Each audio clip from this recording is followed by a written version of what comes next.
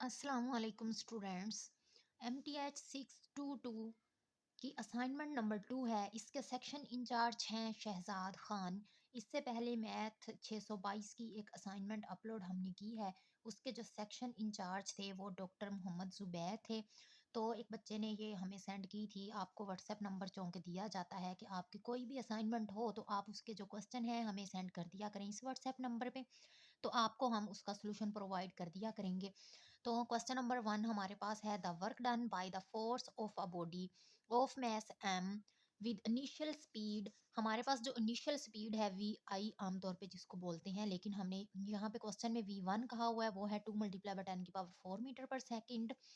To find the speed, और जो final हमारे पास फाइनल स्पीड जो हमारे पास है 4 मल्टीप्लाई बाय 10 की power 4 metre per second is 1.2 multiply by 10 की पावर 7 जॉल जो है वो हमारे पास फोर्स दी हुई है।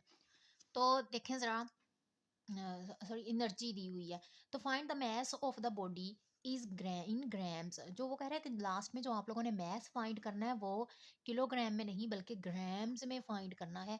तो देखें चूँकि हमें वेलोसिटी दी हुई है, वेलोसिटी 1 और वेलोसिटी 2 दी हुई है, तो साथ में हमें क्या दिया हुआ है, उसने वैल्यू को यानी कि एनर्जी भी दे दी है। तो हमने क्या करना है, यहाँ से इजीली हम मैस फाइंड कर सकते हैं। किस तरह से कर सकते हैं, क्योंकि हमारे पास काइनेटिक एनर्जी का जो फॉर्मूला होता है वो है 1/2 mv का स्क्वायर। अब हमारे पास काइनेटिक एनर्जी भी उसने दी हुई है, ये वाली 1/2 लिखेंगे। मैस हमने फाइंड करना वैसे ही रहेगा, और v की जगह पे v की वैल्यू चूँकि 2 है, एक इनिशियल है एक फाइनल है। तो अगर हमारे पास इस तरह से हो तो सेम काइनेटिक एनर्जी का फॉर्मूला लिखेंगे, और जहाँ पे हमारे पास v स्क्वायर आएगा वहाँ पे v यानी कि फाइनल वेलोसिटी का स्क्वायर माइनस इनिशियल वेलोसिटी का स्क्वायर हम लिखेंगे। अब वैल्यूज हम पुट कर लेते हैं। काइनेटिक एनर्जी की जगह पे इसकी वैल्यू 1.2 मल्टीप्लाई बाय 10 की पावर 7 आ जाएगा, इज इक्वल टू 1/2 आ गया। m वैसे का वैसे आ गया। v2 की जगह पे v2 की वैल्यू 4 मल्टीप्लाई बाय 10 की पावर 4 आ गया, ऊपर स्क्वायर था स्क्वायर आ गया।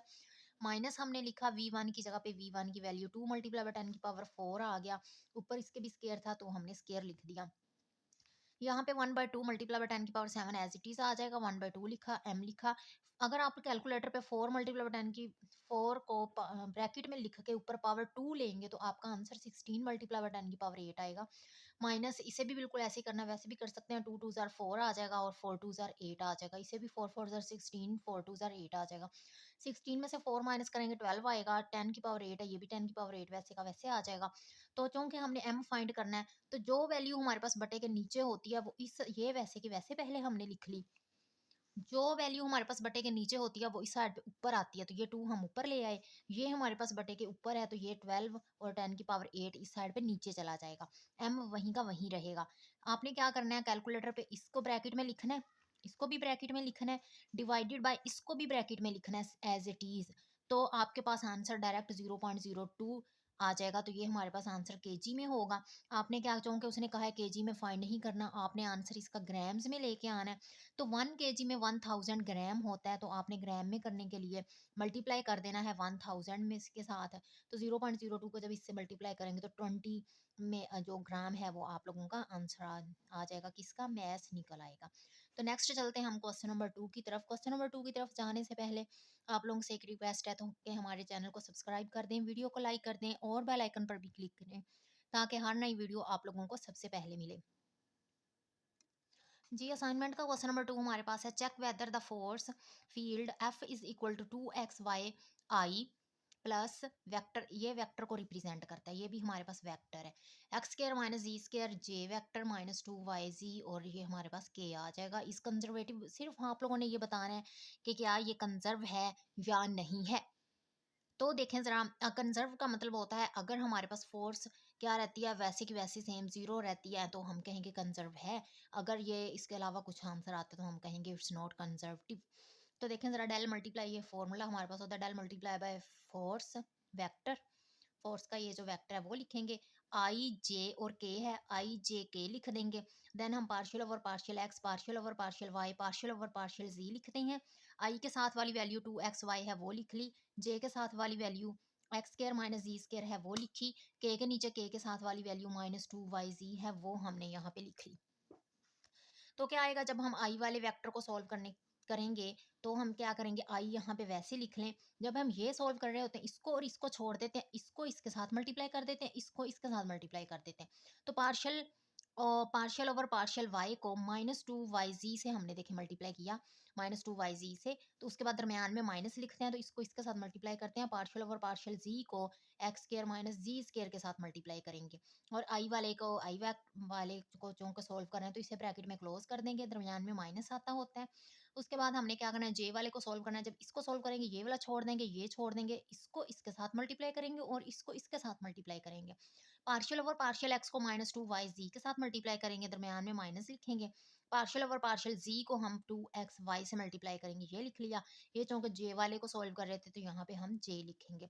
देन हमारे पास आता है प्लस, ये सॉरी यहाँ पे नहीं लिखना, ये यहाँ पे लिखना था multiply by F force vector, क्योंकि ये जो है ये इसी के साथ की वैल्यू है, प्लस आ जाएगा। और ये जो के हमारे पास है, जब इसको सॉल्व करने की कोशिश करेंगे, इसको और इसको छोड़ देंगे, इसको इससे मल्टीप्लाई करेंगे और इसको इसके साथ मल्टीप्लाई करेंगे।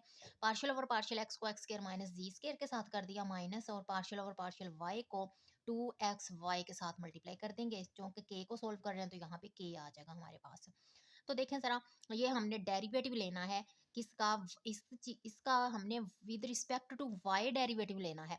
क्योंकि वाई के हिसाब से लेना है, तो बाकी ये जो -2 और z ये दोनों कांस्टेंट कंसीडर किए जाएंगे।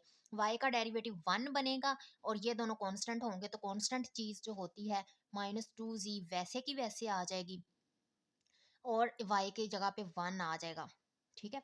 उसके बाद हम क्या करेंगे, z है हमारे पास। अब z जो है विद रिस्पेक्ट टू z, इस पूरे फंक्शन को हम इसका डेरिवेटिव लेंगे, तो एक्स स्क्वायर हमारा कांस्टेंट है, ये तो 0 हो जाएगा। तो z स्क्वायर का जब डेरिवेटिव लेंगे, तो 2 शुरू में आ जाता होता है और साथ z आ जाता होता है। तो ये देखें जरा,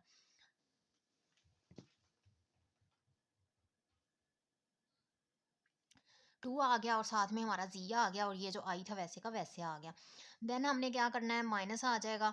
इसको जब हम डेरिवेटिव इसका लेंगे, तो क्या आएगा, with respect to x derivative लेना, तो इसमें तो एक्स नजर ही नहीं आ रहा, बाकी सब हैं कांस्टेंट, और जो कांस्टेंट होते हैं उनका डेरिवेटिव 0 होता है, तो वो 0 हमने लगा दिया। इसमें विद रिस्पेक्ट टू z हमने डेरिवेटिव लेना, यहाँ पे हमें कोई z नजर नहीं आ रहा, ये 2xy है, तो ये तमाम 0 कांस्टेंट कंसीडर होंगे, इसलिए हमारे पास इसका कांस्टेंट का आंसर भी 0 आ जाएगा डेरिवेटिव। देन हम इसको with respect to x derivative लेंगे, जी तो 0 हो जाएगा, तो एक्स स्क्वायर का डेरिवेटिव हमारे पास 2x होता है। देन हम यहाँ पे माइनस लिखेंगे, इसका derivative with respect to y हमने लेना है, तो y की जगह पे 1 आएगा, तो 2x 1 जार 2x आ जाएगा हमारे पास, साथ में ये वाला k आ जाएगा। तो ये देखें, ये माइनस का 2z 1 जार माइनस का 2z, ये प्लस का 2z, ये दोनों कैंसिल हो गए, 0 आ गया। ये तो वैसे ही 0 थे, ये भी 0 हो जाएगा, तो 2x माइनस का 2x, ये दोनों कैंसिल, हमारे पास 0 आ गया। तो ये हमारे पास क्या आ गए, सारे के सारे 0 हो गए। मैंने आप लोगों को बताया था, अगर 0 हो तो हम कहेंगे जो हमारे पास जो f है वो क्या है, वो कंजर्वेटिव है।